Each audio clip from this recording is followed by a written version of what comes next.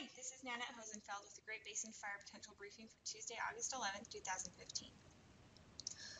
This afternoon we are expecting some thunderstorms to develop across the eastern two-thirds of the Great Basin, with some of these storms continuing into the overnight hours.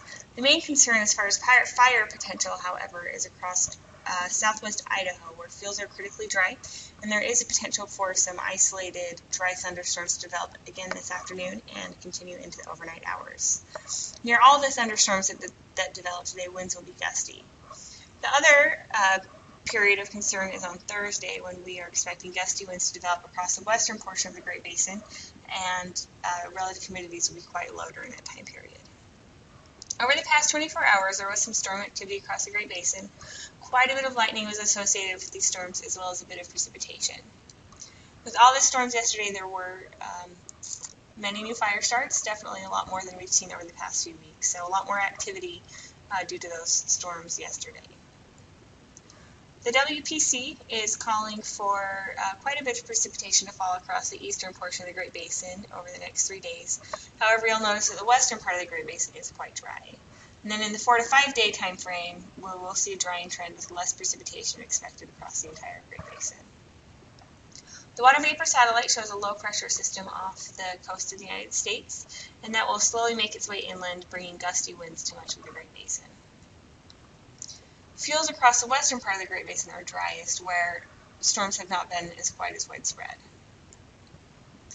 This afternoon we will see showers and thunderstorms develop due to the moisture that is in place.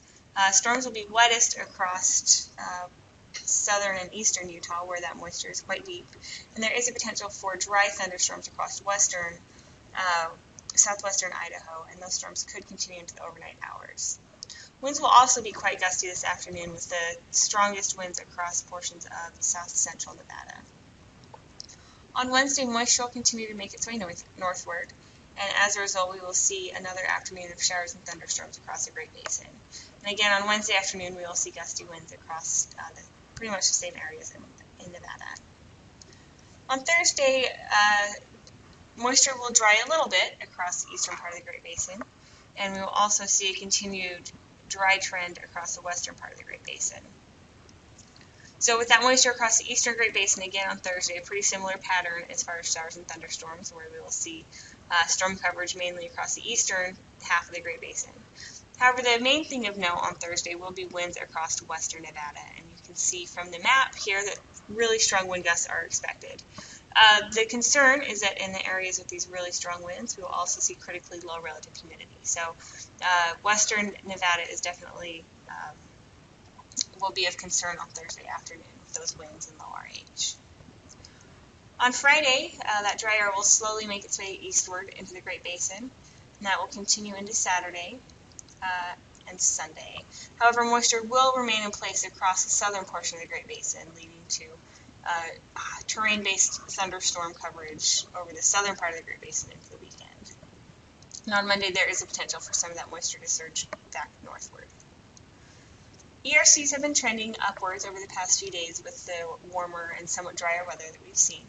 And a few of the PSAs are above the 50th percentile, but for the most part, ERCs still remain below normal across much of the area. I pulled up the ERC chart for GB4, where we are expecting some dry thunderstorms this afternoon.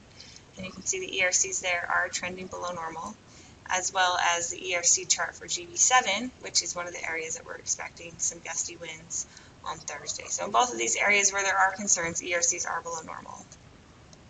And also looking at live fuel moistures for these same areas, you can see that the fuel moistures are a little below normal for the time of year, where we're expecting the lightning this afternoon and then the winds on Thursday. Finally, looking at the 8 to 14 day period, the Climate Prediction Center is calling for above normal temperatures across the western part of the Great Basin, with above normal precipitation just across the extreme eastern portion of the Great Basin. So that's it. If you have any questions, please feel free to let us know. Our contact information is on the screen, and you can also find us on Twitter. Thanks.